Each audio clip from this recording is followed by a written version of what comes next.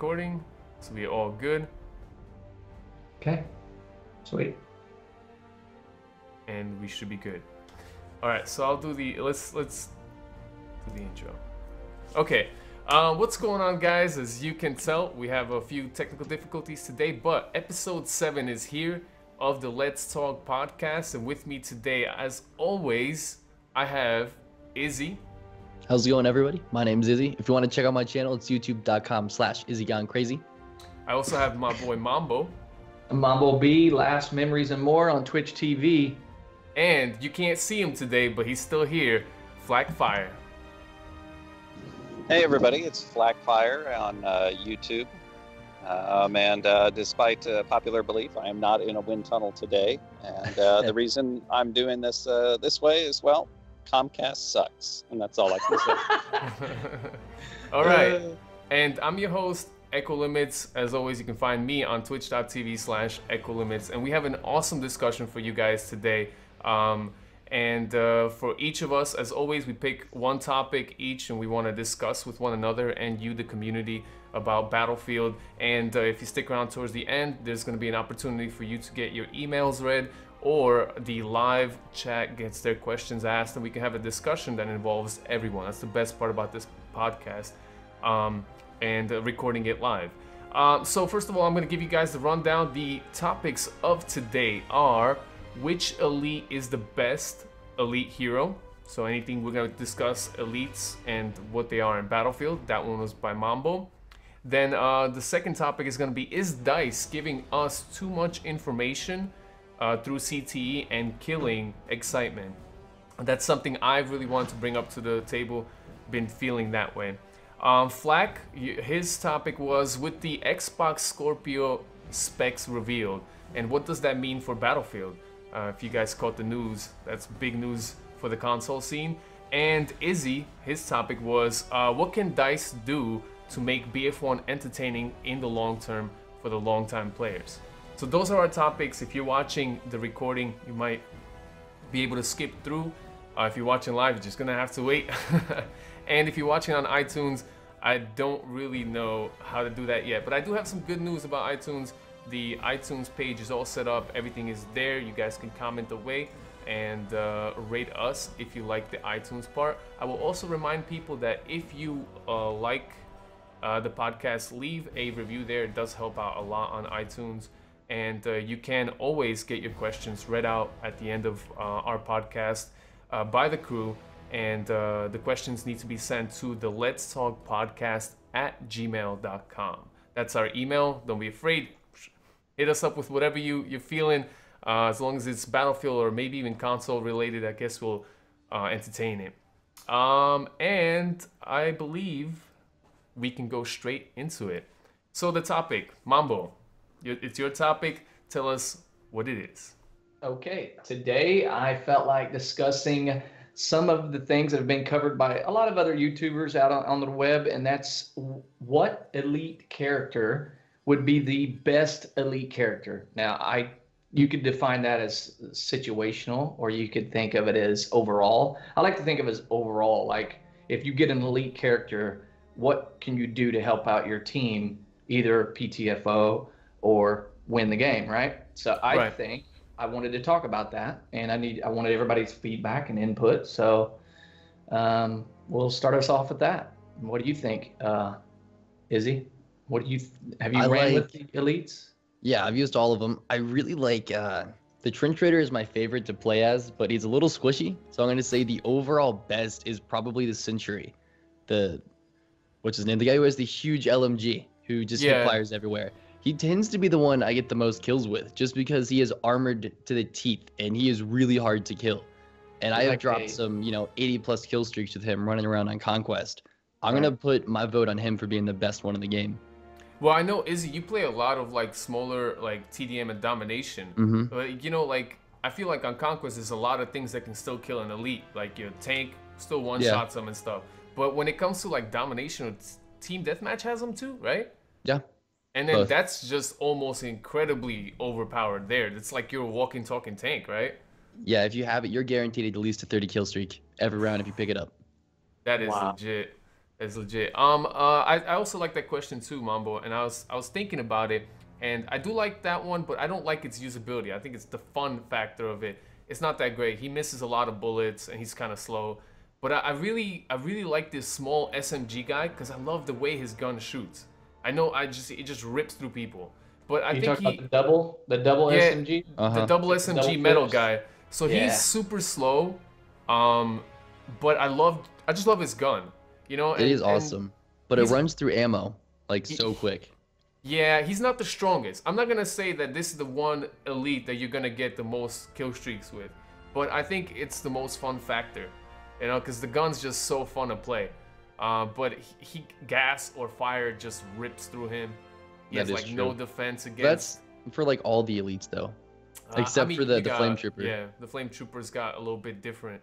But I like that one a lot. But I would agree too, Izzy, like the new elite is pretty darn fun to use. He's squishy though. Yeah, he's squishy. He goes down pretty quick. I don't seem to get any kill streaks with the new one. The new trench raider, I'll get maybe 8 or 10, and then you have to sit him like directly on the objective and play super. You can't play aggressive with him, which is what everyone does. You have to play defensively. Just stick around a flag and run circles, and you'll do good. Yeah. What about Flak? Can you hear us, Flak? Yeah, I can hear you guys. I would say for me, probably the trench raider, and you guys are talking about playing defensively.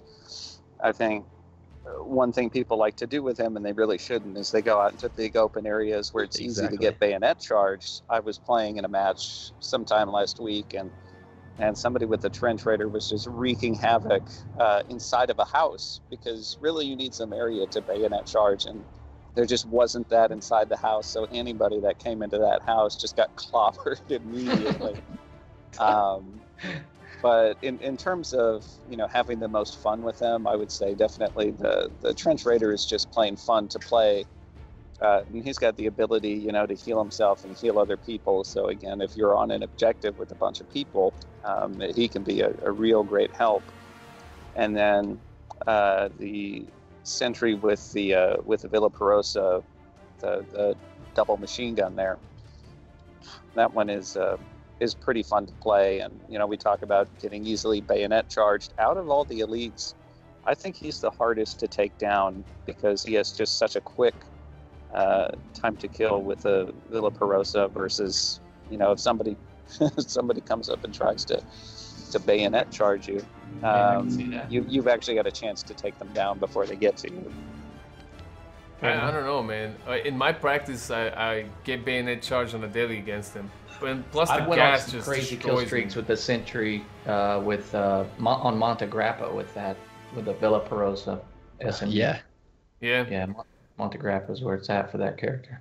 When we're talking about trench raider, and somebody in the chat, I am too dope, mentioned that just having grenades and smoke grenades for the trench raider. I love throwing the smoke grenades. It's not like you don't press the grenade button to throw them. You have to press the D-pad because they're like it's a gadget almost. They're a gadget for him, right? But he throws those things down, and it turns off on console. It turns off aim assist for your opponents, and it just shrouds like the whole play area, so you can just start clubbing them one-shot hit. It works phenomenally. That's really fun to use. Never thought about that. Yeah, and they respawn. It's crazy. I'm gonna break with the group on the consensus. I'm actually gonna say my thinking of the strongest elite happens to be the trench hunter. I mean, not the trench hunter, the tank hunter.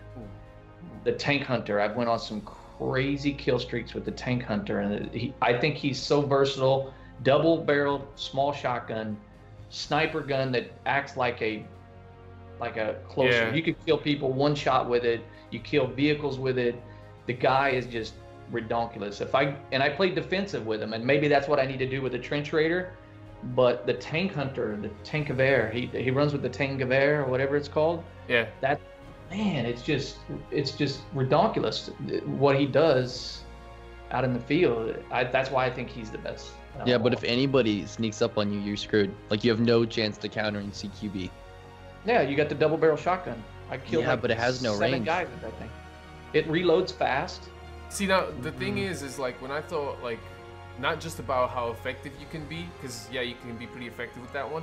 I just feel like, you know, bipod system doesn't always work in Battlefield 1, and I get frustrated sometimes. I'll walk up to a ledge, I'm like, of course I can bipod here, and then it's like, oh no, this is not bipodable, and then that limits that elite's usability, because you'll come up to situations when you're like, okay, I got this guy, because I know I can bipod here. All of a sudden the game's like, no, this is not bipodable, and then the guy's looking at you like, look at this fool just standing there, and starts shooting you, you know? So I don't have fun with that kit. I really don't. And what's interesting is like, how come he's the elite who gets 2 weapons? You know, like every other elite just kind of gets 1. What's up with that? Right? Doesn't the new Trench Raider get a pistol and He gets a pistol. But when you think about it, that means he's only got 1 weapon because they all have a melee. You know what I'm saying? That's true. So the fact that the Trench Raider can one-shot melee you just means that's his melee attack. It's weird that they, you know, walk him around all the time with it out, and then you can like switch it out and you can walk around with the pistol out only. But technically his weapon is the pistol, and his ability is to one-shot melee. Right.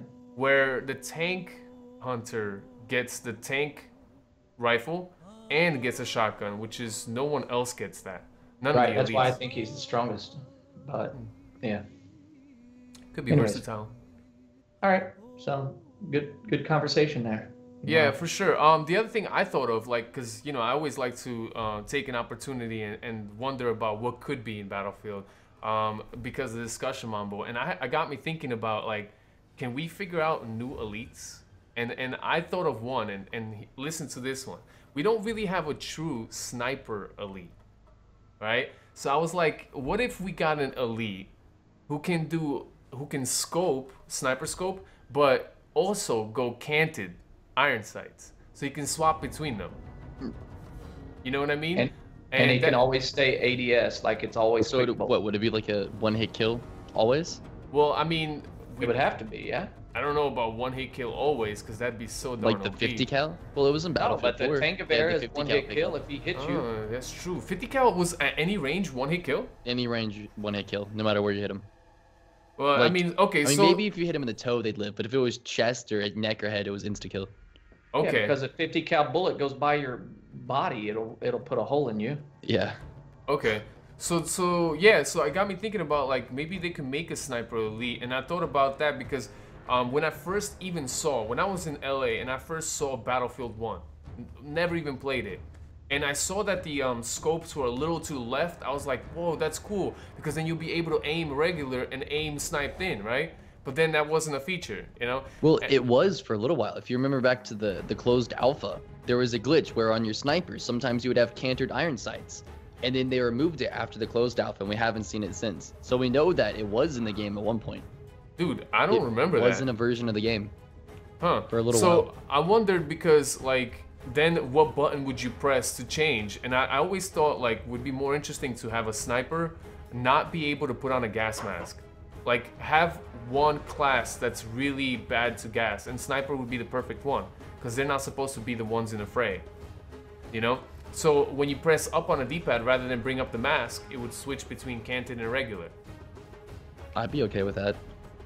And it would make some interesting rock paper scissors mentality there too, you know, like, yes, you get the trade-off that you can now take a sniper rifle and be sort of a better effective in close range with canted, but at the same time you are close range and this is World War One. There might be smoke and gas and you're just kind of straight out of luck on that one. You didn't come prepared to the battlefield there, you know. I don't know, I thought it would be interesting with that. Then I was like, I wondered what would be his ability, the sniper, right? Not other than just having the versatility, you kind of want something decent about him, right? So the ability, I would thought that if he spots people, they stay spotted longer. Kind of like you could spot like the optic spot scopes, you know, the periscope thing, where they're red. You could give him that, or you could just regular. If you know how you spot someone, and Or in like this a game, super flare gun. Oh, what would a super flare gun be like? Just a bigger range? Bigger range, Oh. or you could spot them like the periscope does and have them highlighted. Oh, wall hacks for days. Oh, that's a possibility. You know, I was just wondering, you know, like, that's what your topic got me thinking about. Like, can there be other elites? Because I think the trend that they're trying to send is each time with the new DLC, they're gonna give us one elite. Yeah. So we'll get 3 more. I'm guessing. They could give us a cavalry-based elite next time, which might be interesting. So like you spawn a horse? Maybe. Like an invincible, like an iron horse. The Ironclad horse. doesn't take damage. You Wait. run around and just double sword people. They were talking about having the cavalry lance. Maybe that'll be like an elite spawn. Yo, that might be true, because I don't know, maybe they just won't let you have anybody have a cavalry lance in the next week. We pretty much know, if you haven't seen the pictures, guys, for the new DLC for the Russians, they've kind of hinted at there's a new cavalry class with a lance, and then maybe that will be an elite rather than regular. We don't know that. It might be. It would make sense if it was. Yeah. Oh, That'd be quite cool. interesting. I'm down for that. I'm trying to get 50 on my cavalry class. What? Yeah, man. I love the cavalry. I got a 50 kill streak on that thing. That's crazy. I'm really bad. I'll like swing and I'll still die, and anything else. All right, Flak, do you have any closing thoughts as well? We want to make sure you're in there. No, I'm gonna say a lot of people who disagree with it, but I was World War I museum a couple months ago, and I actually saw that it had some very early examples of tear gas grenades and kind of stuff. And I was thinking, well, we don't really have an elite that really works with gas type stuff. And we have to sit here and think about, well, we got 3 more DLC packs. Izzy. And they're probably going to come out with some kind of elite. I can't see Izzy's reaction. I can only assume he's very, very excited about this. The excitement. But to have something based like that, I think that would be interesting. And you have to stop and think, well, what other directions can they really go with elites that we haven't seen? Right, we got I don't know. Yeah. Yeah, we got dual wielding fire, pistols. Yeah, there you go. That and gas. I don't know. Double Hauga 2 swords. pistols. No. Dual Nerf guns. I don't know. It's something I like the elites in the game, and Me too. I think they're great. They're a lot of fun. Maybe a super bayonet charge class. Or a gas, like a gas thrower. Like instead of a flamethrower, a gas thrower. Like a walk around with a gas spray. Just give him a spear with no cooldown. Just let him charge everybody. But that'd be go. crazy. But you know what? One of my favorite things to do whenever I am the flame trooper is he gets 4 fire grenades. I see someone, I'm chucking those things like tomatoes at them. Just everything is on fire. And they respawn so quickly. It's ridiculous. So maybe an elite with just a lot of gas would be kind of insane. It would fit the era. It would really fit the era. Yeah. A Grenadier class might work. He has access to all grenade types, and he just throws grenades. Yeah, Maybe with a that's handgun. kind of what I was thinking there. Give me the revolver with the bayonet on it. Give him all grenades. Give him the crossbow and the rifle grenade, and just start shooting them. Dual wield it. And put him in Fort Monte Grappa, whatever. The quad feeds for days. Yeah, that guy would be just the most insane. Oh man. All right, so I think that's an interesting thing, but ultimately, there's this new trend. This has never been in Battlefield where they've done these elite things. I saw a couple of people mention Star Wars Battlefront because that's kind of where they got the idea from, as in like basically your hero and villains, they're kind of the elites in Battlefield now. I actually would like to see them do the Star Wars Battlefront thing where you get a pickup and you choose who you want to be rather than you pick up whoever is in the box. I think that's a little bit lame. But yeah, so I think we can transition over. What do you think, Mambo? Yeah, sounds good. We covered quite a bit, and we'll have to wait for a couple more weeks to see what they come out with the Russian DLC. Yeah. So that's interesting that you say that because, my topic today was really just talking about excitement in Battlefield. I've been a long-time fan. I've been a long time excited about different things coming out. And you know, Battlefield's always trickled down some information and things like that, but they save the big things for the end that you've always been excited about the games coming out. What's the news? What's the big deal? So like I said, my topic is about talking about that CTE is a thing now. Ever since Battlefield 4, they created CTE, and they've been showcasing changes for the game, for its future, way ahead of the patches that come out for us, the regular players, and everyone else. And I kind of feel like that does kill some of the excitement, you know? You start seeing things months ahead of time sometimes, and you're just like, okay, so that gun's gonna be in the game. And by the time it's in the game, you feel like you already know everything, you know? So I wanted to ask you guys, how do you guys feel? Let's start with Black. Give us your opinion. What do you think about that as CTE is giving away these things? Well, I like the idea of the CTE. My issue, and it's a completely selfish reason. It's absolutely selfish, but the reason that I don't really care for some of the maps being, you know, tested on the CTE prior to them, you know, coming out for, you know, the actual downloads, is that, you know, if if we get the opportunity to play the downloadable content before the game, you know, the DLC actually comes out, and you know, a lot of us really depend on, you know, providing more details about the DLC or diving deeper into it before it's actually released. And you know, if it hits the CTE a month in advance of when the DLC comes out, a lot of that excitement and interest is gone for us as, you know, people who play on Twitch or people who create stuff on YouTube. So well, I mean, us aside, because I feel like I'm thinking about the regular person, you know, who plays Battlefield. Like, we have been like super fortunate to get invited to events to capture things and see things ahead of time, and sometimes we have some knowledge about Battlefield that no one even knows, you know, and obviously we can't disclose.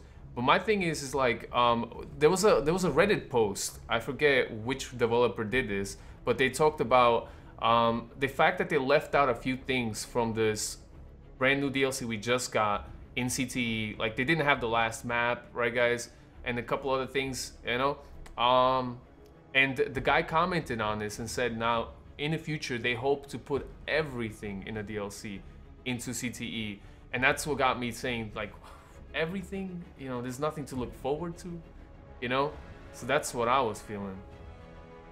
I kind of agree. I think it takes away a lot of the excitement, like that kid on Christmas feeling you would get with older DLCs, like in Battlefield 3, where they might show like a quick hype teaser, but you didn't really get to experience the full maps and all the weapons.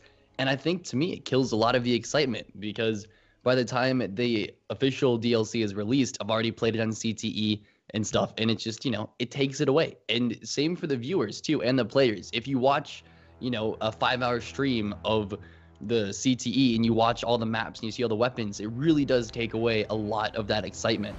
And, you know, hype sells too. So from a marketing point of view, I don't know why they've been giving everything away in CTE. It doesn't make a lot of sense to me at all. I don't see what they're getting at. From that point of view, and this is the only thing I can say about that thought process, is let's not forget, in order to play on the CTE, you need premium. Right.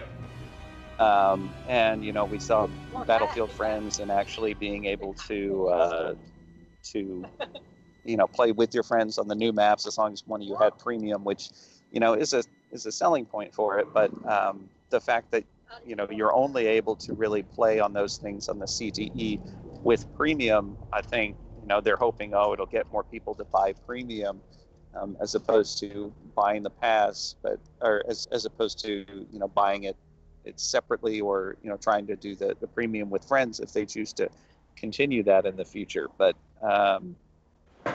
yeah, I really agree with Izzy that it waters down the excitement levels a lot with them doing that. And I mean, I understand it puts them in a difficult position because they want to use the CTE, right? You know, if we think about why they had the CTE in the first place, it was to kind of fix some broken stuff, and, you know, Battlefield, for, you know, all of the gripes that we have about it, too much gas, et cetera, et cetera. It's a pretty solid game, you know, especially compared to past Battlefield titles. But, if they don't test out the new maps before they hit, consoles and before they hit the PC on the street dates, what else would they use it for? Maybe when we get further into this and they have, those community maps again or something like that, that'll take over. I don't know, but. So I'm thinking about like the whole CTEs, and I know it's to address bugs and it's to address gameplay issues and stuff like that. And I feel like the reason that they started giving content that is slated to come out later is to get ahead of the curve and start fixing things before they even launch, right? Pretty much. But at what point does that? I mean, it's like a losing battle anyway. No matter how hard you try, no matter how much even CTE tests things out and how many things you're gonna squish, you're still going to miss something. And you're gonna still have to address it with a patch later. Which reminds me that one of the nicest things I've heard to come to Battlefield community recently is that they're not going to do seasonal patches. Have you guys heard about this? They're going to do patches monthly, which is amazing. That is amazing. It's a good step in the right direction. Right, they're doing so many steps in the right direction, so that's really awesome, and I commend them for that. But I would like to see it toned down on CTE, and since you can address it now earlier, rather than say a DLC comes out now and you got like 3 months until the next patch is due, right? That's too much. That makes sense to now have CTE tested so then it could get addressed, because you're not gonna have time to address it 3 months later. Like it's too long. And then, your player base is either upset, maybe leaving for some reason, you know what I mean? So I think maybe they can just scale back on revealing things, since they're going to be fixing them more on a regular basis, and then CTE can help them do that. I don't know. Yeah. I just think that. I think that would be wise. I mean, because it really sucks the air out of the excitement for the DLC. You're 100% right. It's like if you watch somebody play that on Twitch for 5 hours, as soon as it's available, you've seen everything there is to see, and you can say, maybe I'll get it, maybe I won't, and the excitement is just gone, and it's like finding where your really, parents hid the Christmas presents when you're little. It takes away that excitement, right? Yeah. I mean, you're still excited, but it the takes tree. away that anticipation, kind of. All right, we have another thing that's interesting. I'm too dope. He says, just don't let stream it, keep CTE. I also like, I remember when the closed alpha came out, and then everybody was streaming it. Mm-hmm. Everybody was making YouTube videos about it, and I was like, why? If they I weren't was supposed to, but they did anyway. It was like they opened it to everybody because they couldn't control it. So many people were breaking the NDA. They just went ahead and lifted it. All right, so now my thing is this is what I would do if I was DICE. Closed alpha should remain closed. There were bugs in that game that got addressed later on, but you're basically advertising, here's my brand new Battlefield game, and it's broken. And like as a consumer, if I'm watching this and then I see that, look, you're shooting someone in the head and it doesn't even count, then I'll be like, wow, Battlefield's broken. I was hyped, but you know what? Forget it. So I'm wondering, like, at what point is that even a wise decision? Like, I sat there, I wondered too, but then everybody was streaming and I was like, you know what, I have access to this, let's stream it. What I thought was interesting is when we went to LA, Izzy, you were there, and as we were playing, our names would be popping up. Remember that? It would be like echo limits, and it would be time, date, and everything. Watermark. So if somebody was recording it or streaming it, you would know exactly who. And if DICE was paying attention to Twitch, paying attention to what's going up on YouTube, really fast, they could just type in that person's name and revoke their privilege to go online. And then but the problem with that is people would still, like, CTE is so big, it would never work now, because everyone with premium has access to CTE, so they would never be able to control everybody. But closed alpha, I mean, at least then, I think that's not everybody with for the premium closed had alpha, access. it would have worked, but it can't work now for Battlefield 1. You think so? Well, even with the closed alpha, it won't work, because as soon as that's out there, that's out there. Yeah. Everybody will know. It'll be repeated by every other, major gaming news outlet, and at that point, it's out in the public. DICE can't control it anymore, so you just won't be seeing images of it, but you'll know exactly all the weapons that are in there, all the map locations, all that kind of stuff, and that has the same impact as watching it on Twitch. It takes the excitement out of it. Yeah. I haven't commented in on it yet. Go ahead, Mumbo. What you thinking? Okay, DICE giving us too much information through CTE. Is it killing the excitement? Well, I think the reason they're using CTE as a marketing aspect rather than a debugging aspect is the fact that the DLC is taking way too long to be released. I'm very salty, to say the least, that it's taking 4 months for 4 maps. It should not. Stop allocating half of your company's resources to develop another game when you could put more of your other studios to help one game at a time. They should have all DLC maps designed, ready to go before the next DLC is released. Period, point blank.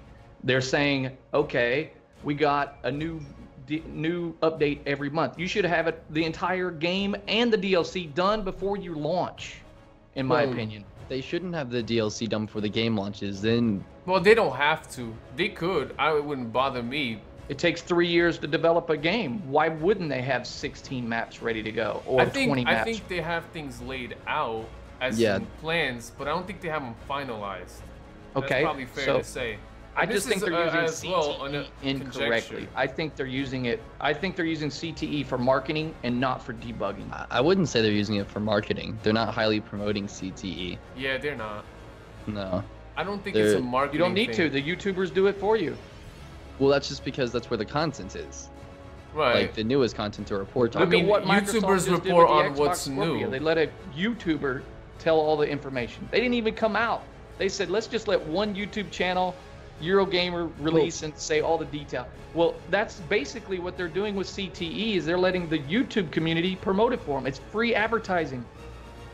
You got the gamers themselves giving off the info, and it's that's because it's killing but the it's hype. as long when it comes down to how information is spread, as long as it's coming from a credible source and it's concisely put, it really doesn't matter whether it's a news outlet, whether it's a YouTuber, whether it's a streamer. I think that whole thing aside, I think as long as it works, it's perfectly fine the way they choose to do things. Look at Nintendo, for instance. They forego the whole E3 spectacle, and they're just like, we're gonna do our own treehouse. So they said forget even the news media. They're just gonna release information through their directs and all that stuff.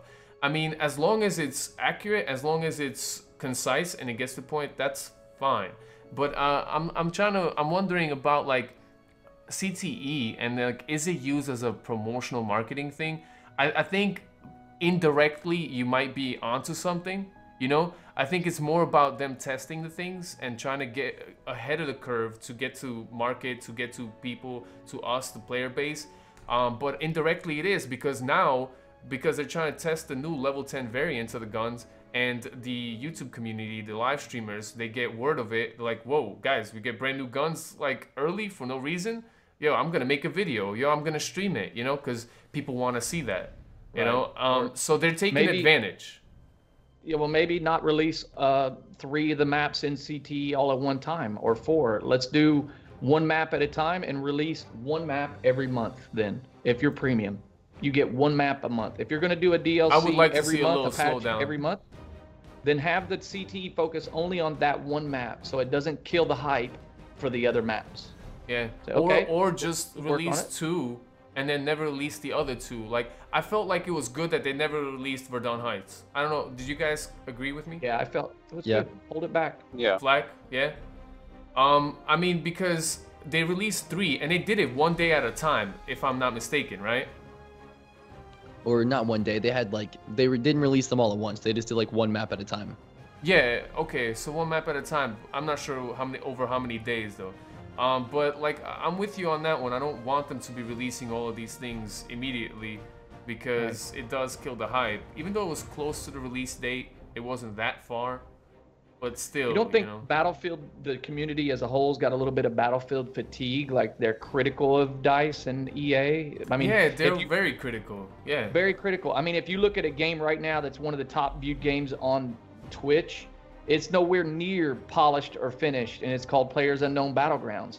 Why is that getting so much hype, and there's so many problems with the game? It's new. and It's they only charge for half of the game and they call it early access. That's you could do that that's with such a horrible trend in gaming. I don't even like that done with Ark. You know, you guys know Ark Survival. They call it early access, and it's like, why is the gaming community paying for unfinished games? That's a question that we need to talk about a whole other time. Like, I don't understand that. I really don't like that trend myself. And I don't know, Mambo, like, I don't know. Yeah, I mean, they're using it for that game, you know, as a marketing tool. They're all over Twitch with a game that people think is the best thing since sliced bread, but very critical of casual field, you know. So okay, then why aren't we so critical of a different game that does? And if you're gonna talk casual, I mean, I think PlayerUnknown's Battlegrounds way more casual than Battlefield. No, I would disagree with that. Third-person camera? How's that It can be first skill? person too. It can be first person. Yeah, but how's the third-person camera skill? When like- you go to shoot, it goes at first person. Right, I mean, that's fine, and the gunplay looks horrible, like, not even as good as Battlefield. Like, it looks so choppy. But, like, the whole third-person aspect, I hide behind a rock, no one can see me. I can see you running down, then I pop out and Did you ever shoot play, like, SOCOM? It's just a different style. But it can definitely be competitive. Well, I played, like, Last of Us and stuff, but I at least thought Last of Us had way more polish. I mean, Mambo, you've played Last of Us. It has third-person camera, but that game is polished. And this game was just... I don't know. I don't get the hype. But it's not an official release game yet, right? It's still early access. I doubt they're gonna improve the game much more. Even like, look at how many people look at. Isn't H1Z1 a complete game? No, I don't think so. It's also early access. How long is that? Maybe I don't know. That game fell through the cracks. It was supposed to be a console release, and they scrapped that and just made it a PC launch. Yeah. Well, we'll find out. But yeah, I just think the community in general is very critical of Battlefield, and it's causing negative, reverse effects because of people's being so critical with the game. They want something to be perfect in their eyes rather than. Well, part of it is that the viewership for it's dropped off a lot on YouTube and Twitch, but the player base is still there. Like, there's a lot of people playing the game every day. The viewership just isn't high, which means when people don't see it on Twitch every day, they don't see it on YouTube every day, they assume there's no one playing. That's not actually true. It actually has a lot of daily players, just not a huge viewership at the moment. Yeah. All right. So I'm gonna try to bring us back on track because I feel like we got a little off the tracks on a discussion with the whole CTE and killing excitement. I think we all have ideas about bringing it all together and get excitement in Battlefield. Just kind of not release all this information to the public just as it is. So I think we can go shoot off to the next topic so we can keep things flowing. Flak, your topic was Xbox Scorpio just revealed its specs. What does that mean for Battlefield? Flak, take it away, buddy. Well, I thought I was going to talk about premium friends from the Twitter conversations, but in the meantime, I did look something up. All right, so, I think I'm the only one with an Xbox here. Or Echo, you just got one, but Microsoft did send out a statement about Project Scorpio and at least provided a little bit more details on that. They say all existing Xbox games, including Xbox One backwards compatible titles, will run smoother, look better, and load faster without requiring an update or any work from developers. All games running on Project Scorpio will achieve more consistent frame rates, faster load times, improved filtering, and will run at their peak resolution if the title implemented dynamic scaling. And they say developers will also have the option to update existing titles to further take advantage of Project Scorpio's advanced capabilities, including full 4K assets and 4K resolution.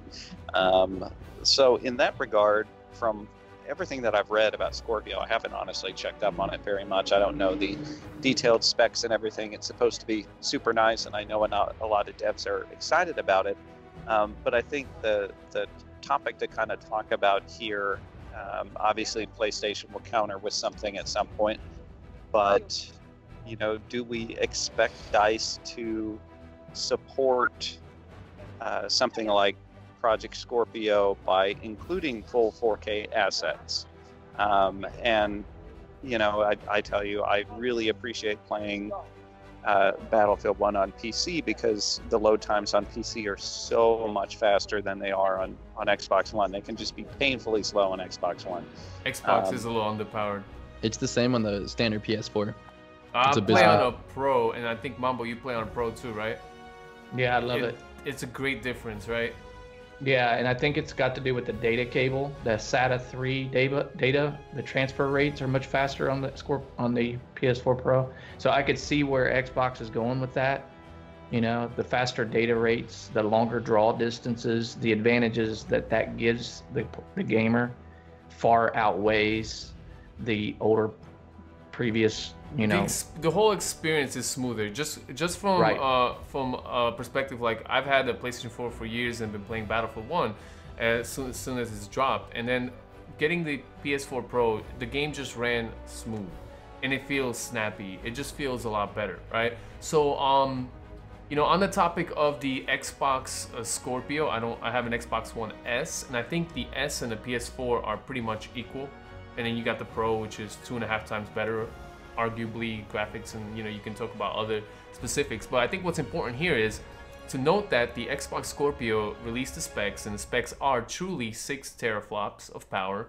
They're also giving 12 gigabytes of DDR5 RAM, which is quite a lot. And That's you know, nice. you're getting a better CPU, same architecture. Of course, they can't deviate from the architecture, because if they do, that's pretty much next gen. It won't run Xbox One titles, you know, properly without some sort of compatibility issues, you know.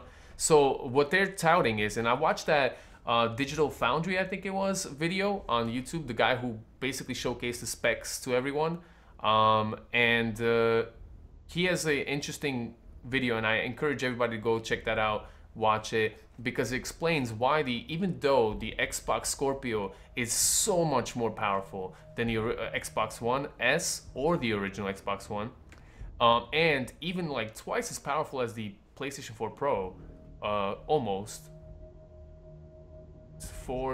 No, it's like a third more powerful. I don't know, basically it's almost, right? It's up there. It's significant power increase to even the Pro, but it still is just a half mid-cycle refresh, or whatever they're calling it. Because what they did is, and what's really interesting, and this has apparently never been done before when it comes to console design, because in the previous times they would design a console, give the specs to people, and they said, wow, this is the next gen.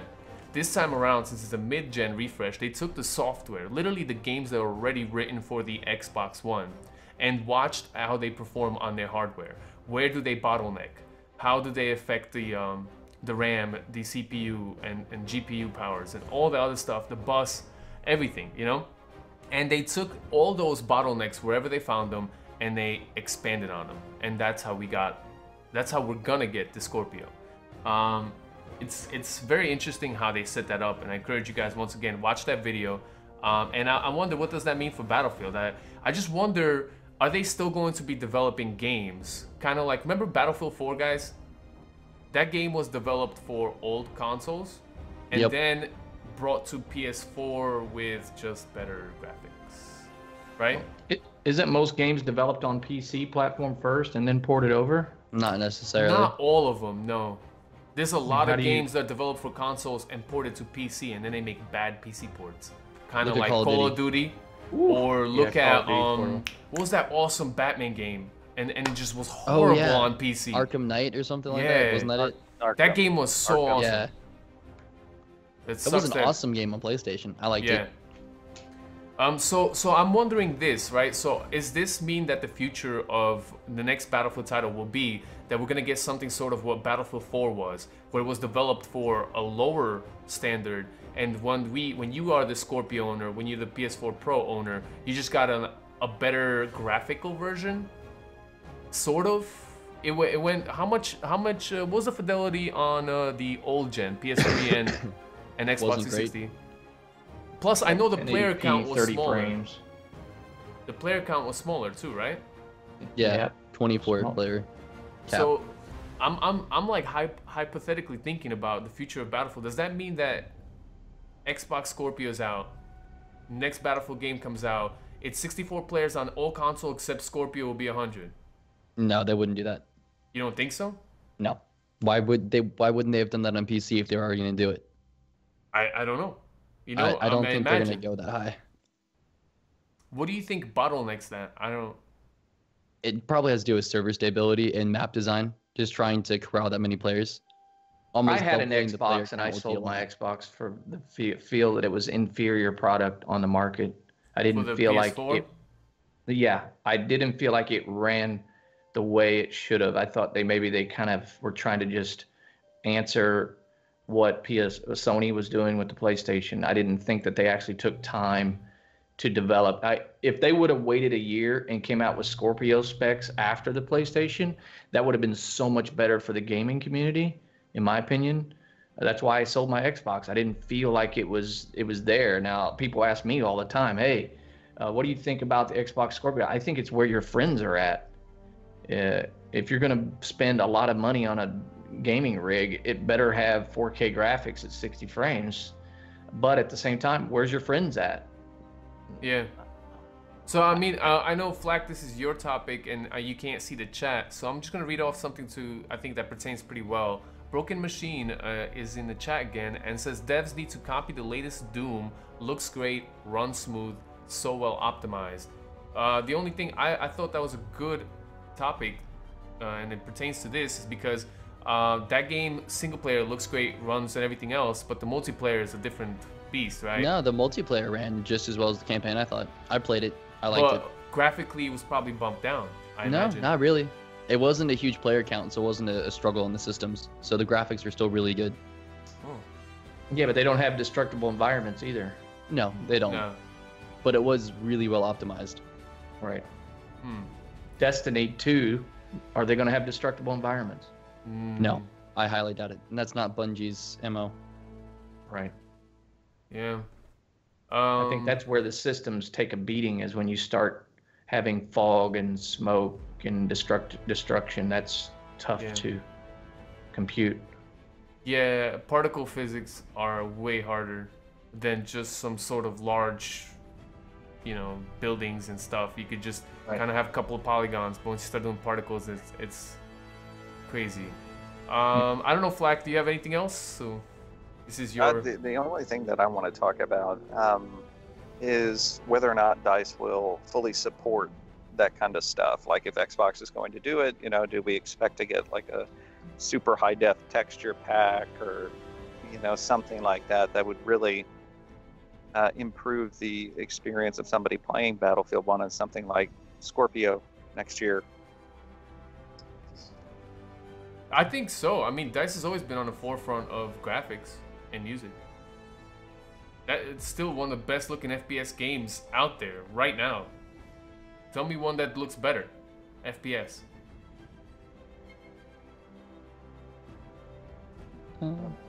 Maybe. I can't think of one. Right? I mean, maybe the chat knows, but... Oh, Player Unknown? Battlegrounds? I think you scared. Yeah, this just... They don't look as good as Battlefield. Just looking at, I look at textures, and you see there's just like a hill with polygonal shape, and texture is just like a muddy texture on the floor, and you got a couple little grass things spurting out, and you're just like, what? You look at Battlefield, explosion happens on the ground, and it digs in the dirt, and the dirt looks just like so real, I mean, to me though, I would rather play a fun, well-balanced game than one that looks great. Well, yeah. Ultimately, we want everything. Yeah. I think gameplay should take priority over graphics every day. True. That is important. I mean, I know Juki says best looking doesn't make it best. Echo, please no. But I'm just talking about the strengths and the weaknesses of the game. That's one of the things that Flak said. I mean, are we going to get a high texture pack? And I think it's DICE's thing that's always been great looking games, and I would think that we would get some sort of updated graphical thing. What is weird is we got some sort of upgrade to PS4 Pro, right? It was a patch, boost patch, but they never said what it is. I think it was a nerf and they took it back out. I don't, you know what, like usually they'll update a game and they'll say, okay, patch notes, we got updated textures or something else for Battlefield blah blah blah. But when that one came live, I mean, like, you Google right now and you won't find what exactly they improved for the pro version. I've tried once. Okay, I mean, hey, unless you know. Yeah, don't know. Yeah, so that's on that topic of, you know, what we think DICE will do with all this hardware. Well, I mean, I just sit here and I think about what's going to happen with you know, the future of Battlefield when this new mid-gen refresh, and we've never had these consoles be so far apart. I mean, you got PS4 Pro, then you got Scorpio's gonna be up here, and now the Switch, if you even want to talk about Nintendo, is like still at 1080p, barely 1080p, you know, because they're doing portable and the upscaling is not even like done. It's all very weird. So it's like, you make the next Battlefield game, what do you base it on? What Don't they console? make Battlefield for PC first? Like, Yeah, and then they Frostbite 3 is done on so. PC. I'm sure they no, developed they it make simultaneously. Battlefield for PC. Battlefield games, right? They start them off on PC and then they just port them down. I Right. don't think that's how it works. Yeah, Frostbite 3 is made on a PC platform. So What? I don't know. Frostbite's an engine. They use that to make the game. Yeah, I know, but they're doing it through PCs. Of course, they're developing- making it on PC. Yeah. But yeah, I don't know. Didn't he articulate in the release for the specs that he was talking about Battlefield in the comments, you know, because it's through DX12 or whatever. It's got DX12 built in. Oh, that's right. One of the things, the Xbox Scorpio, that's awesome that you mentioned that. I watched that video and I forgot, is that there's like legit hardware encoded processes where for DX12. So for those of you guys who don't know what that means, basically where it would take upwards of 1,000 commands to do certain things like graphically or whatever, now it can just take one command because it's built into the console hardware. Right. So it'll be like, hey, recall this, I don't know, graphical setting, this particle setting, and instead of using software to create it, to write it, to say the effects of how the effects are supposed to like appear on the screen, it would just literally go to that terminal or whatever that's on that game console right there on the Scorpio in one command and be able to pull that. And that's quite interesting. And it's one of those things where I guess It they helps the looked at, devs. Yeah. yeah, they asked the devs and they looked at the software that's written for the games that they have, and they said, oh wow, the devs, they recall these sort of features all the time. Let's just make it instant for them. And so that's something that's never been done before. Oh, we have someone say Xbox will never outsell PlayStation. Yeah, they have before with the 360. You can't count them out, right? I thought the PS3 sold more. Well, in the beginning, 360 sold way more than the PS3. Yeah, but I thought Then they over the life caught up. cycle, Then they caught PS3 up. sold more. But it's still, you know, that was a horse race. Now it's like PS4 is outselling the Xbox like 2 to 3 to 1, right? Yeah. Mm-hmm. But I mean, so Xbox is making a whole new console with whole new abilities. I mean, hey, I just don't know, you know, like that's my question. I have no idea how they're gonna develop this next Battlefield title. What are they gonna base it on? I think the player base is going to go way up for the standard consoles because they're going to drop in price. PlayStation to drop in price. They're not going to Xbox drop in price. You don't think the PS4 and the Xbox One are not gonna drop in price At least for for the the holiday? PS4 right now, they're already selling it at cost. They can't sell it for much less than they are. Just like the base PlayStation 4, they're selling at cost? Yeah, they're selling it at cost. They can't sell it for much cheaper. They'd be taking a loss on every sale then. Yeah, but they're making money on their software now, so Yeah, but that you don't makes up want to for be it. making a loss, you know? Wow, I did not. I mean, I'm shocked to hear that. We don't know Firefly and we do not know the Scorpio price, and that remains to be seen. Right. Broken Machine says there will be a next PS5 within the next 2 years. Definitely. I put my agree. money on, if not this year, for sure next year. Really? I think 2018 before Definitely. Black Friday 2018 for sure. PS5. Really? Definitely. Flak, chime in on this one because I doubt it. 5 years. It's 5 years. PS3 was 7 years. They even said we're going to lower the life cycle of the consoles. I would think It's we'll get only an been announcement 4 this years, year. guys. It's only been No, 4 but years. 2018 would be 5 years. Yeah. But we're going from a life cycle was 10 to bringing it down to 5. You really That think? 10-year life was cycle was 7. too long, though. The PS3 was wildly outdated by the time the PS4 came out. But And they look don't need to at do look that at The again. Last of Us when it dropped on PS3. It looked amazing. Not even if it compared was to how it outdated. looked on the PS4. Well, I mean, hey, sure. But that game, when I remember playing my PS3, getting Last of Us, booting up, and I'm like, I mean, it amazing. wasn't horrible, but compared to like the standards of the time, it was really outdated. 2019 is what the experts think. I put my money on I say next year. 2018. Yep. Okay. So good topic. Yeah, Flakfire. awesome. Let's move on to the last topic of the podcast, guys. And this one's by Izzy. It says, what can Dice do to make Battlefield 1 entertaining for the long-term players? All right, guys. So I'm a big Battlefield fan, right? And I play a lot. I have like almost 2,000 hours in Battlefield 4, like 1,500 hours in Battlefield 3, like 1,000 hours in Bad Company, almost 1,000 in Hardline. Anyway, I play a lot of Battlefield, but I don't think I'll be playing Battlefield 1 as much as I've played the other ones. Simply put, there's just not enough to do, right? There's no competitive aspect to it. There's no competitive scene, so there's no reason to train to get better for tournaments and competitions. Ranking up is pretty easy to hit max rank, not a huge challenge, and there's nothing to work for. No real assignments, no real goals to work for, nothing special to get, no fancy dog tags to collect, which leaves me going, why play it now? The viewership there isn't very high for Battlefield 1 right now. So from like a content creator point of view, there's not a huge reason to make videos about it or to stream it. And if there's no reason to play, what's going to keep me entertained in the game? So I think DICE is going to need to scramble to come up with some stuff for not only the game, but to keep it entertaining for content creators too. Because if they don't have streamers playing the game, if they don't have people making videos about it, I think it's going to hurt it big time in the long run. So I wanted to open up the discussion. What could they do to not only keep it entertaining for the community and to keep people coming back day after day, but also keep it entertaining for the creators as well?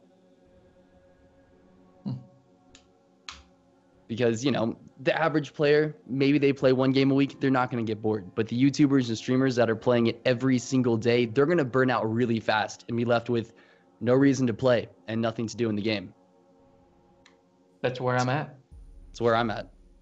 I'm not really there, but I was going to say something that Battlefield should do, and I just think it's been a really missed opportunity with every Battlefield title that they've done. They need to do more community events. They need to do more community events, and they need to come up with things, you know, rewards that are interesting. I think there's a lot of potential to do that, especially since Battlefield 1 is set during World War I. There's like tons of historical stuff you could play off of. You know, you can even do it with things that happened, you know, this week 100 years ago or something like that. That would really deepen people's connection with the game. And I'm really bummed that they haven't done anything with it. You know, when I was first making YouTube videos for that, that was one of the things that I suggested, you know, like more community events, you know, and if it's not easy to do in Battlefield 1, it needs to be a priority that you build in that ability, that you streamline that process for upcoming titles. I would just really like to see more of that. And, you know, you want to talk about the hype for Battlefield not being as high as it could be, you're killing the excitement. Like, one way you keep people excited about it is keep them engaged. And I think when properly executed, community challenges, community events are the way to go when it comes to doing that. you know what's funny? We had a couple of comments in the chat. Juki Boy says, make a new Battlefield. And I think that's an interesting thing. And Fizzer, I think it was, no, I forget who said something about, let me see, Well, all right. No, just let me shine in why I think Juki Boy has an interesting point here. Make a new Battlefield. It's because we're like, okay, so Battlefield 1 is losing interest in a lot of people, and so should they scramble and try to just drum up some sort of stuff? Is that gonna be enough, or should they just say, you know what? All right, new Battlefield. I say new Battlefield. I mean, they're obviously not going to do that. They haven't had the dev time, so we probably won't get another Battlefield game until 2018. But what DICE hasn't seemed to figure out is that unless the game is jam-packed full of content, the player base isn't going to stay in the game for very long. That's why Call of Duty releases a new game every single year, because it doesn't launch with that much stuff.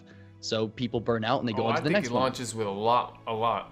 Well, it does now, but not historically speaking. Their games didn't have as much as Battlefield. Battlefield always had, twice as much content as Call of Duty did. Like, look at Battlefield 4. Look at the amount of content in that game. It's staggering. And it helped it last for 3.5 years until the next game I came never out. felt burnt out, but I'm not. I'll be honest. I'm not feeling burnt out in Battlefield 1, but I mean, I'm feeling a little frustrated in some of the things like the grenade spam. It's never been like that bad, and it is bad enough for me to be like, wow, this sucks. Yeah, it does suck at times. But I try to think about positive things of how can we give them better ideas as a community, like what to do. And I don't know. I want to gauge, is the community at the point where like, forget this, we need a new Battlefield? Or is the community still willing to say, let's try to take this and fix it, and if they give us more content, we will be okay with it. You know what I mean? Like, I think... Go ahead, I think the community is way spoiled right now. Like, they're throwing tantrums about everything. Like, we had premium friends, they're like, oh, they should just make it free. We had the new scrap system. It's like, oh, 100 scrap is nothing.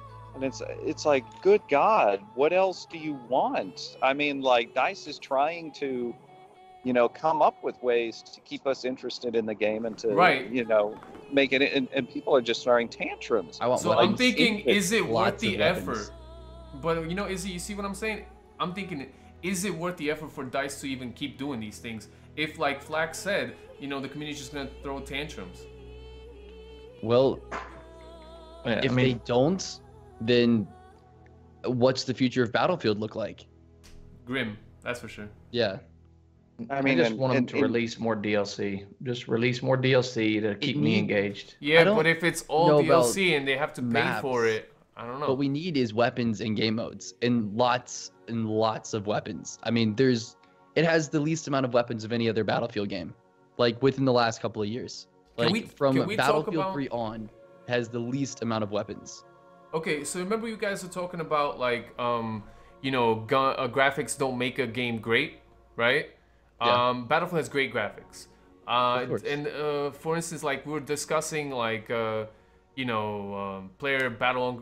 Players Battleground Unknown. I don't know, man. It's a stupid name. Why don't we just give it an easy name? Like one word, please. Whatever that game is. Just call it Battlegrounds. Battlegrounds, good.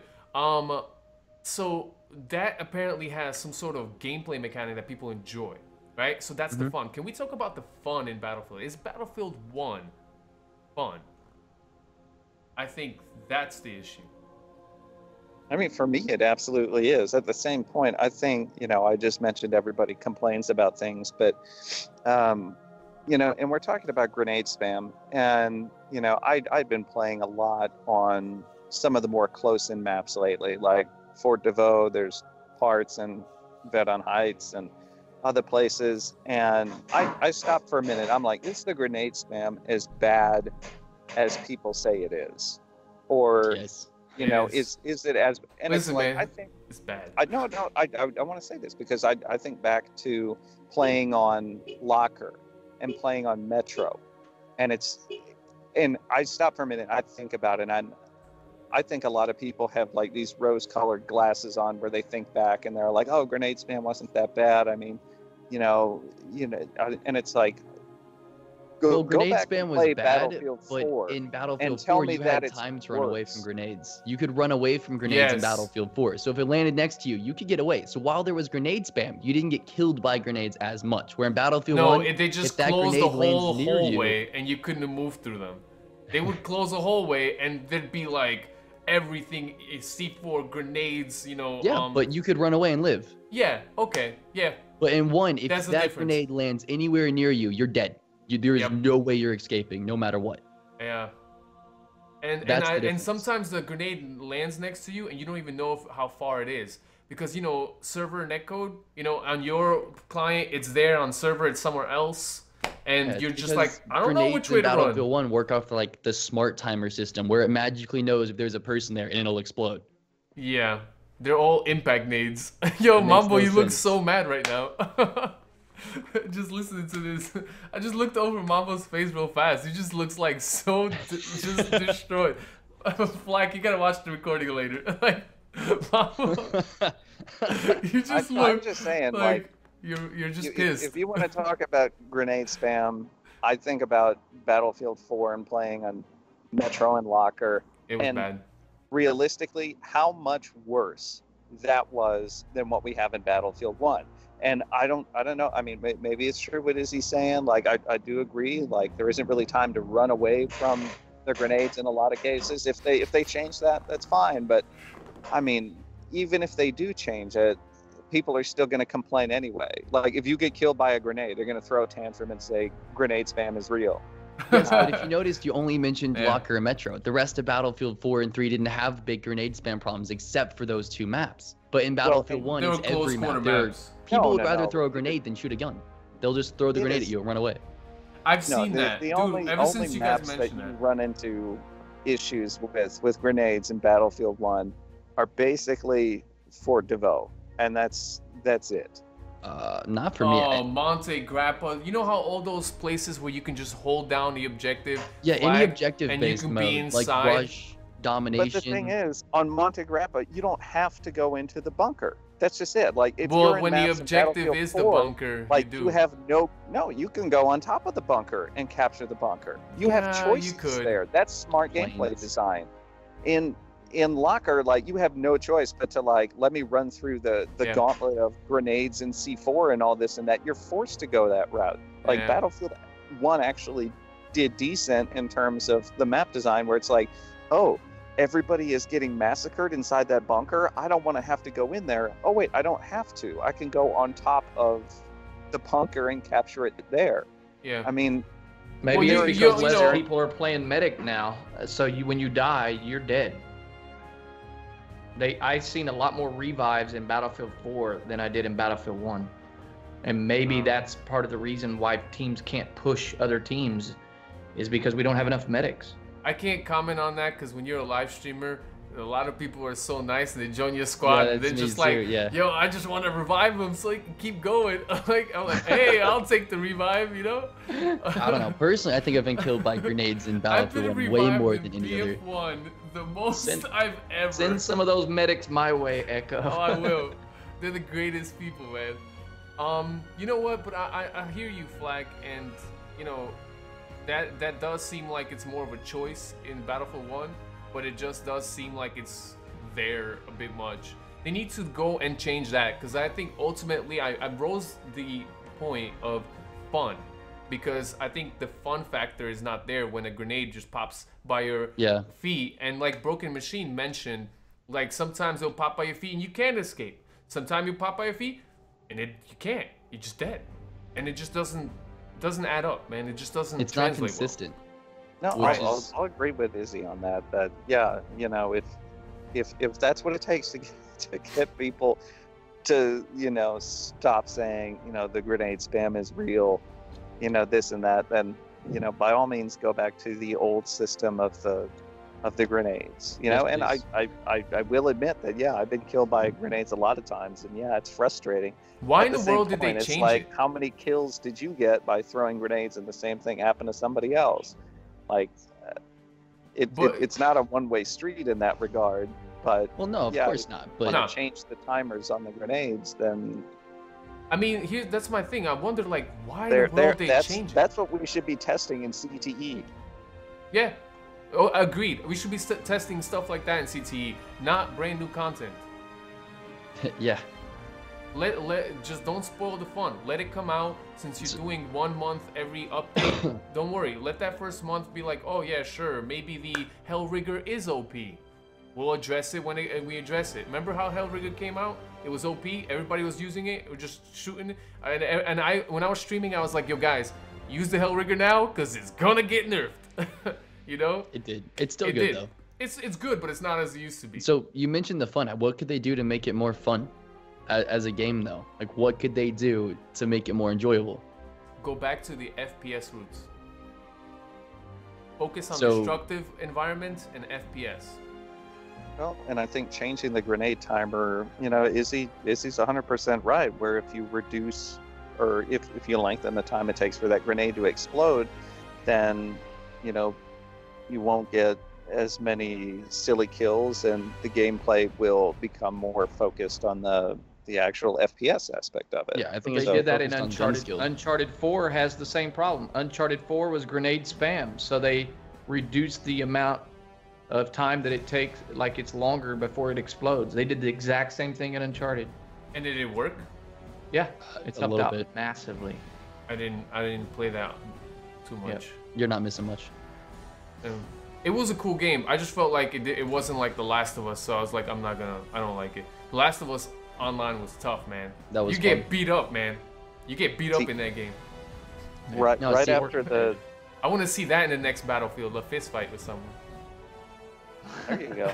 Fisticuffs, just In the actual fist fight, like you grab just a bottle and just wham.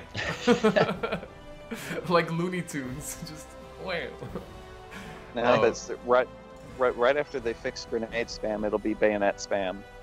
Right. Oh yeah, I know. The community is, you know, they do come out of nowhere and they're just like always not happy with everything else. But that doesn't have to be a bad thing, you know.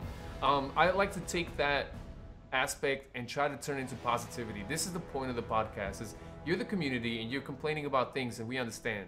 And I'm complaining about things. We as, you know, streamers and YouTubers are complaining about things, and you should understand. But we're going to try to turn that into something positive, something way to help them and make that game better, because there's a love for the game. There's 150 people watching this live stream right now, no gameplay, just a discussion about it.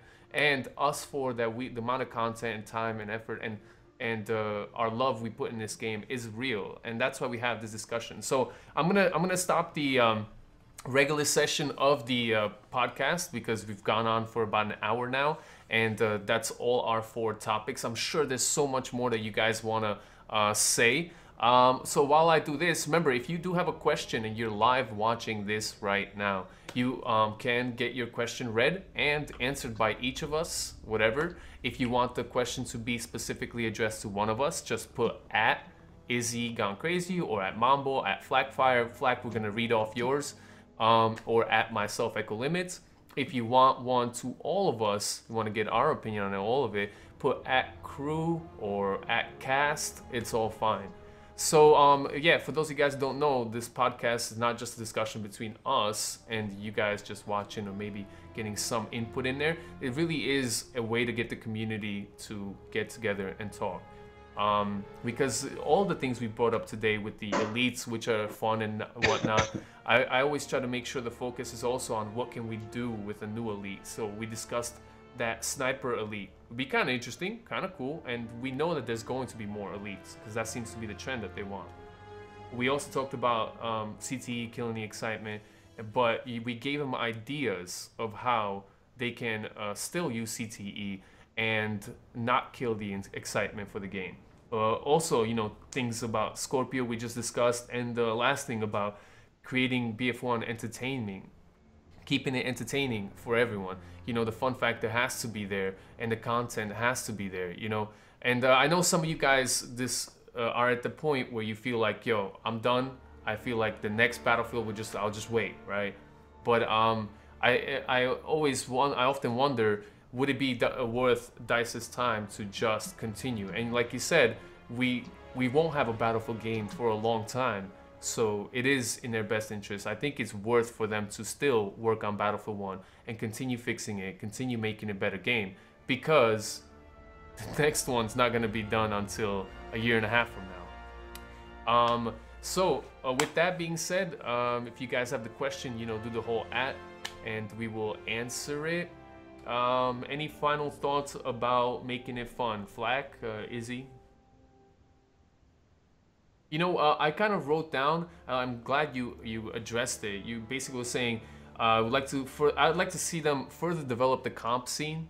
I feel like the comp scene's always been the ugly child, you know?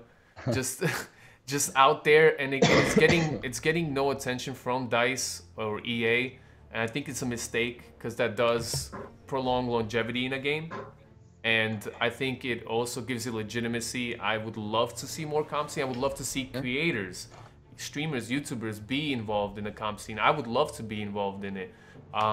Just look at Rainbow Six Siege or Rocket League. Those games are successful purely because of their comp scene. Yeah. Otherwise, they wouldn't have been. I think a comp scene would definitely draw people back into the game again. I don't know if it'll work for one, but maybe the next game. Yeah. So we have our first question. The first question is by DA_Capo. Does there need to be a limit on scouts per team at cast? I want to say yes, but if they limited scouts, then they would have to limit the other classes as well, just to keep it fair. So I don't think it would really work. Like, in theory, you think it would work, but I don't think it would actually work in practice. I would have to agree with you. I don't want to see a limit, because I always think that, you know, you're playing a game and you should play it the way you played it, or you want to play it, because, you know, you paid for it. It'd be silly. It already sucks when someone gets the elite and you couldn't get it. Now imagine you as basic as just picking a sniper, a class that anyone can have, and you just logged in too late, you know, to a server. Like, now let's mention Scorpio coming out and PS4 Pro loading into matches faster, so they'll be able to grab the sniper, and you know, here you are on your Xbox One original, and you never get the sniper because of that. That seems like it blows. Yeah. I think maybe they should have a little pop-up on your screen.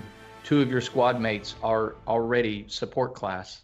Kind of like they do in Overwatch, where it's like, oh, you need, you know, support players, or you need, you know, DPS characters. They could do that in Battlefield. Be like, your team has a shortage of medics, or your team has a shortage of assault players. How about you give points based on if a player is fulfilling a shortage? So if you're Like the only medic on your 32-player team, you're the only one. You know what? You get some extra points for being that only medic, man. You are Hacksaw Ridge. Something to inform us as a gamer. Hey, you know, there's a lack of support players on your team. You may need ammo. Consider. You know, something. I'm an educator. I'm a teacher myself, and I think incentivizing is way better than detrimental stuff. You know, taking away. So I think that would work better, DA, and hopefully we were able to answer the question for you quite good. Yeah. Someone just threw in weapon balance and question mark. Just awful. You think so? I think it's great. I think it's so bad. Why? The Automatico and Hellregal Rain King. They're 10 times better than everything else in the game. Yo, I destroy people with those things with my LMGs, which everyone thinks are the worst guns in the game, but I rock them. Are you playing the noobs? Can I get in those servers? Bro. I don't know. You can 1v1 me, I'll use the Automatico. Izzy, we rolled in servers together and I played LMGs. Still did awesome. It's how you play. It's not, it's, I don't know. I don't know. LMGs. I don't think those guns, you got to get close. With the LMGs, you don't need to get close. Yep. That's the trade-off you pay for. You see what I'm saying? I'm not sure. Did we lose Flak? Yeah, I think Flak cut out. Alright. Yeah, guys, we're having technical difficulties with Flak today. His internet is really, his provider. His battery probably died. And then he might have had some issues. So I don't know. He probably won't be here for sign-offs or something. I don't know if he's going to be able to reconnect. So I'll sign him off then. So I guess we'll continue with just us and you guys. And I'm pretty sure by the next time we'll have everything all settled. Rocket Dragon says Automatico nerf, please. I say no, they need to make everything else kill faster. All right, we got a couple other questions. Death Burrito 24. Cast IMO spawns need to be fixed more than anything else. I frequently spawn surrounded by enemies and insta die. Yeah, it is an issue. but that's been there in every Battlefield game. It's hard to control that sometimes. Like on Conquest or Squad Spawn, I mean, there's not much they can do about that. If you spawn on your squad mates who's surrounded by enemies, that's it's kind of your deal. Gotta try to change you guys, because him leaving has made like everything all funny now. Oh, it did. Yeah. Yeah, I'm like doubled up. Yeah. So I can lean on this side. I'm gonna just so you double only check see that. me. While I fix that, you guys, there's another thing by Aro. On BF1 topic, what was it Aro said? I have to lean this way? Okay. No, I got you. I'll fix it in a minute. I just want to read off his comment. On BF1 topic, how do you feel about ranking server choose, like top rank versus noobs and so on? Ranking servers? You know, I remember there was a server back then that did this. What do you mean? Like in Battlefield 4, there was a server that did that. Oh yeah, they had noob servers. If you were ranked 10 or below, you could play in noob-only servers with other people ranked 10 and below. I always thought they should do the opposite of that too, and add like a pro server, so only max ranks. You guys gonna see me editing like how it looks when you have this. I like that idea. This is what it looks like when you edit through this. I like that idea, like a low rank servers only, and then a high rank server only. That would be pretty cool. You'd really get some grinding games that way, like some hardcore, like more competitive games. If you got competitive players in a server, I can't do half of what I do when there's 5 to 10 players at rank 110 on the other team. I cannot do half of what I do. No, because they're gonna carry. Yeah. All game. Yeah. Yep. Which is why I love being on that team that has like the super good players. It's gonna make it way more enjoyable for me because I'm not doing everything by myself then. Right, but at the same time, when you're playing another team that has really good players, the layout is just gonna be so destroyed. It's like because Skype works this weird way, you can't capture it. So I think we got Flak back. Flak, you back? I'm back. Welcome back, Flak. All right, Flak is here. All right. Yeah, I'm at like 10% on my battery, so. I told you. Yeah. All right. So let's see. I'll fix Mambo again then.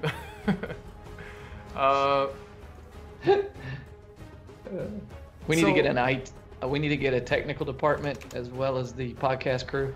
Yeah, would be awesome. It's like you can't predict things live. What's gonna happen? Right. Right. Let's keep answering some questions in the stream.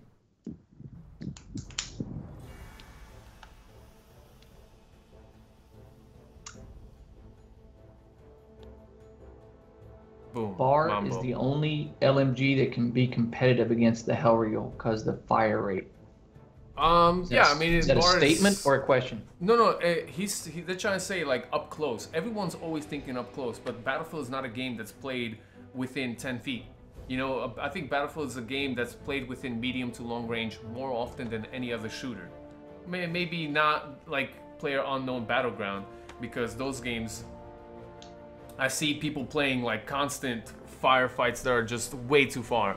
But for the most part, you look at Call of Duty, you know, direct competition kind of game, or you look at like, I don't know, Rainbow Six or Overwatch. Those games are all close quarter games. Right up there, right next to you. Battlefield is like a quite distant medium to long range game. I don't find that too much is up close. So see, I do the opposite. All I play is close quarters. Well, I only do like CQB games. I play operations, and you know, like, I do what's the most popular game mode for Battlefield? What do you guys still think is Conquest? In Battlefield 1, I think it's probably still Conquest for the amount of players. It might Conquest or TDM. Really, TDM is that big? I would say Conquest. Yo, TDM Rush is used to always be good. like number 2 for me in Battlefield 4. I think people play Rush more than TDM. I don't know. I don't have the numbers, but I don't have the numbers either. But I just have the feeling, because I met a lot of Rush players. Because I used to play Rush, but I don't know. I wonder if operations go somewhere there or not. Matt has a question. Says, what weapon would you choose in a 1v1 with Biggie?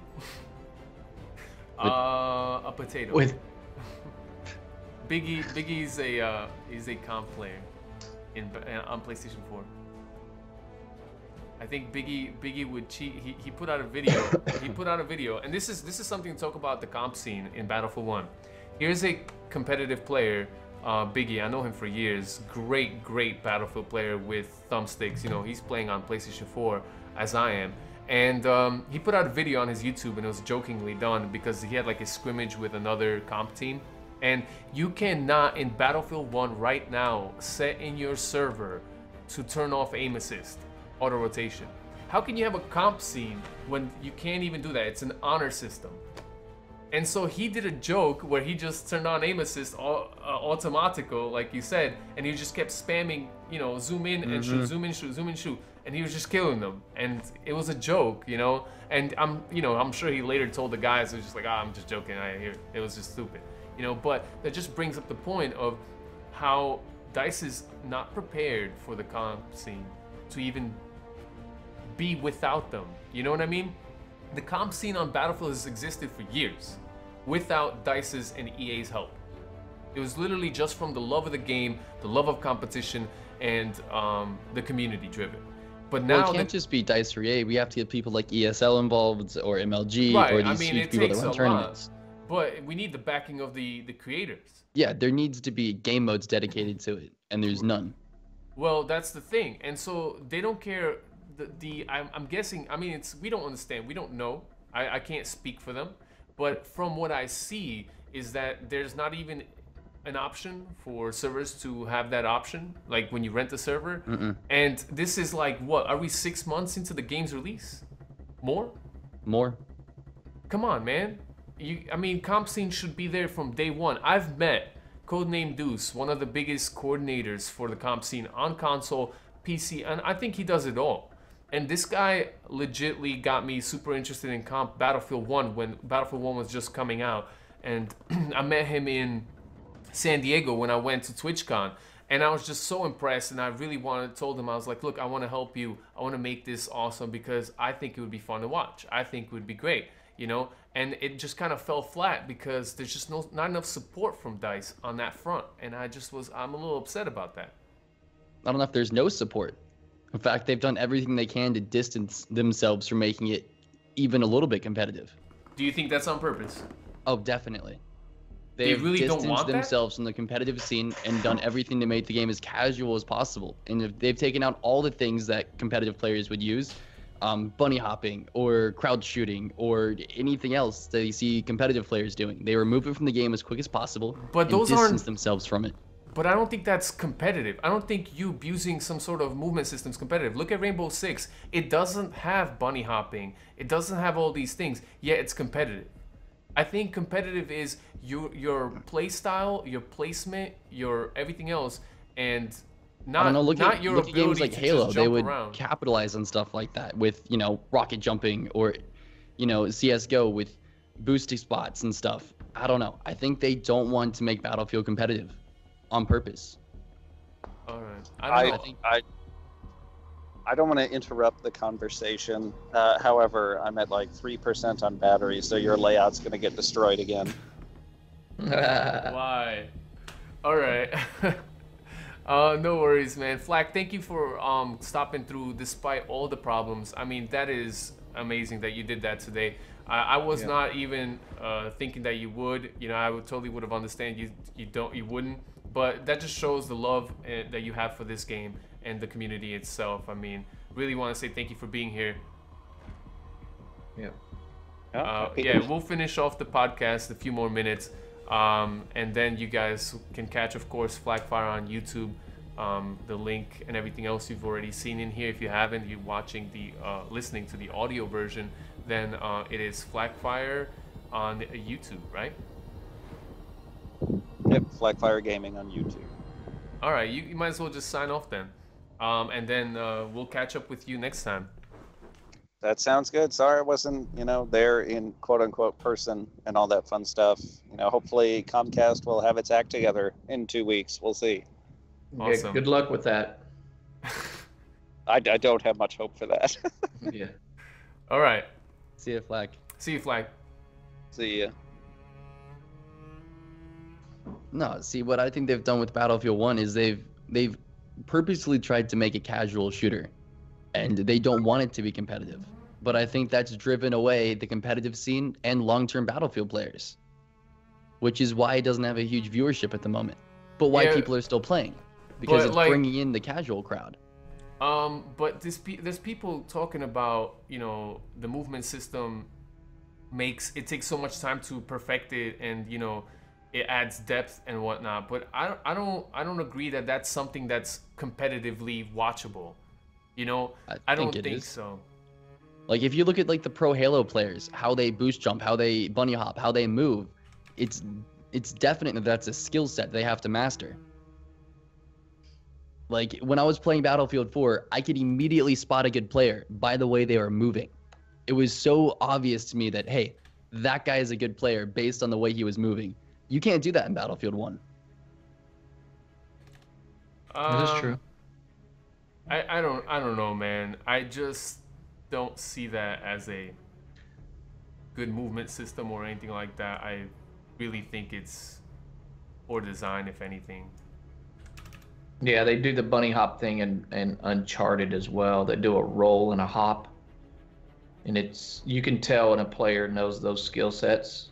Izzy, I have to agree with you. You know character motion, like movements, and the players that know how to evade and get out of harm's way better than other players. Yeah, You can see their try movements. to spam crouch and stay accurate at the same time. He's right.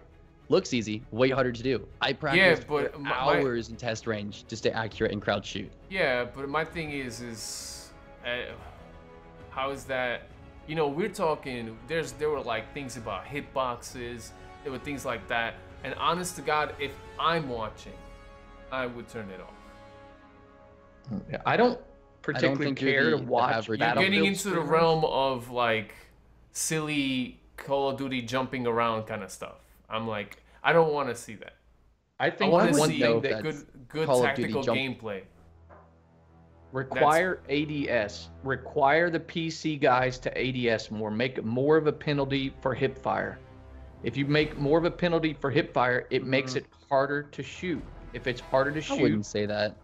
There is a penalty for hip fire, but they can just stay accurate at range longer with hip fire than we can on console. I don't enjoy watching a PC streamer play Battlefield for that reason alone. I like to see the details of the bullet fire in the firefight, and I don't get that on PC, so I don't like watching it on PC.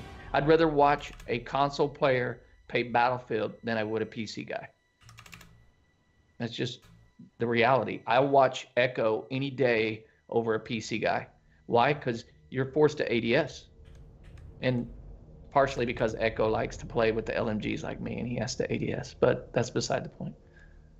I like ADS. You know, I was talking about it earlier today. You know what? The layout's a mess, guys. I give up. I'm not It's doing okay. this. I'm Don't not worry, doing dude. this It's live. okay. It's okay, Echo. No, see, I don't mind them trying to make everything even, and they take away things like bunny hopping and crowd shooting. I get that, but there needs to be things that skilled players can do to make them better, to make them stand out. When you try to make everyone on the same level playing field, that to me, it takes part of the fun away, because I'm the guy who's going to train for, 1,000 hours to be the best. And if there's no little things that can help me get ahead, then why am I going to bother practicing to get better if I'm not going to get better, if that makes any sense? I like the effort you have to put into games to become a good player. And if they take that away, then to me, it removes a lot of the fun in the game. Yeah. Okay. Map knowledge. Map knowledge helps a little bit on Battlefield 1, but it's not that important. Only on a few of the maps is map knowledge critical to winning. Only on Amins, maybe Argonne Forest, is map knowledge actually going to help you win. Whereas the other maps, it's so much of a cluster that it doesn't matter. You just run to an objective and shoot people. On what game mode though? Any of them. I'm not sure, man. I mean, I just would like to see. I just would like to see a better community when it comes to competitive, and specifically getting the content creators involved. You know. Hopefully. And I think ultimately, I think the community, every community has content creators and competitive players. And if you bring them together, you're going to get success. I think Agreed. Rainbow Six does this very well. They'll bring in content creators, they'll bring in competitive people, and you know, there's at least a mutual respect between one another rather than animosity, which we discussed partly in Battlefield 4. Mambo, remember, there was a lot of animosity against content creators just because I'm a live streamer. People would try to grief me in some sort of way, DDoS servers and things like that, when in reality I'm not doing anything to deter the community for comp scene. You know, it just seems like a lot of community, the community gets a, when it comes to competitive community, they get a bad rep. And I've had this discussion with, you know, Codename Deuce, the community Battlefield, competitive Battlefield organizer. And I've had them, so I asked them, I was like, why is it that these guys are feeling the animosity towards creators, towards YouTubers and all this, when in reality, I don't go in and make fun of them or try to downplay what they do. I would watch and I would enjoy. Yeah. I would commentate on what they do and all that stuff. But, you know, I think that was part of the bigger issue with the Battlefield community as a whole for a while, was a lot of Battlefield players, and it's still there to this day, feels, you know, that air of superiority. And you can still see it in the divide between like PC and console players. It hasn't gone away, also there, yeah. but it's gotten better. Like the whole elitist attitude. But you're right. I think that kind of held the competitive scene back for a little while. How they put themselves on a pedestal when in fact they should have been way more embracing of the creators and the community as a whole. I think it would have helped that develop a lot quicker. But I think a lot of those players are gone now. At least a lot of the comp players I know, way more open to the community. Pretty friendly people all around. I'm hearing that of League of Legends as well. Like the community is very toxic, but the competitive scene in League of Legends actually are nice people. It's kind of the opposite of what Battlefield used to be in Battlefield 4, at least. And it seems like the competitive scene is very, very competitive, and they're supportive of the community, but the community as a whole is very toxic. You know, so I don't know League of Legends, but I'm hearing that from a guy that plays in leagues, and It it's is insane. Well, not all of it, but it can be pretty toxic at times. But I guess any community can be when it's that large. Right. All right. Well, I mean, hopefully you guys enjoyed the discussion that's here today. I don't want to make the episode longer than it needs to be. We've always strived to have an hour worth of our topics and at least a half hour, what I like to call a chat session, where you guys directly have your questions answered. Thank you all for watching and joining in the discussion. This episode 7, which I'm gonna call the mess, because Oh, it's okay. the layouts were a mess. All right. I try to pride myself on this beautiful layout. Look, it's really nice, you know. But I still want to thank everybody for watching, and thanks you for joining in that conversation. And we're gonna go around once more, just to let you guys know where you guys can find us if you're interested in seeing more Battlefield content, whether it's a live stream or video, whatever it is. So starting off with Izzy, tell them on your sign off. Guys, thank you so much for watching. It's been a blast. We had a good conversation. Hopefully we can continue talking about this stuff in the next podcast. But if you guys are interested in checking out my channel, it's youtube.com/IzzyGoneCrazy. All right, Mambo, hit us. Yeah, guys, thanks for tuning in. You could also check us out on iTunes and all of our information for the Let's Talk podcast. My name's Mambo B. Great place for some laughs and memories, and sharing some games with me on Twitch is at my Twitch channel, Mambo_B. Thank you. Awesome. I will say Flakfire, he joined in. That's Flakfire on YouTube. I'm sure if you Google him or you do that, Flakfire Gaming, he'll pop right up. And my name is always Echo Limits here on Twitch. You can Google me and you can find out how all that stuff is. That's EKOLIMITS. So I want to thank everybody for watching. Appreciate it. And that'll be all for episode 7 of the Let's Talk Battlefield podcast. See you in 2 weeks. That's right. See you in 2 weeks.